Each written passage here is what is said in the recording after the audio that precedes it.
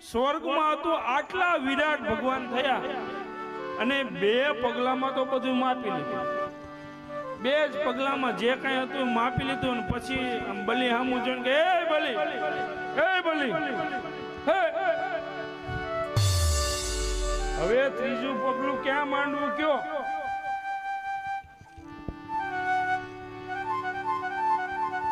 બે પગલામાં બધું માંગી લીધું. પછી વામનજી કે હે બલી મહારાજ, હવે હું ત્રીજું પગલું ક્યાં મૂકું મને કયો?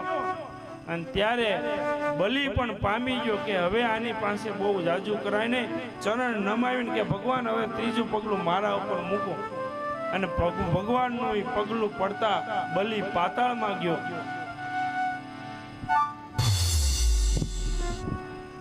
જોરદાર તાલીથી વધાવો. છોકરાને ખબર પડી. તમે ઈ તો વિચાર કરો, કોઈએ કીધું નથી એને.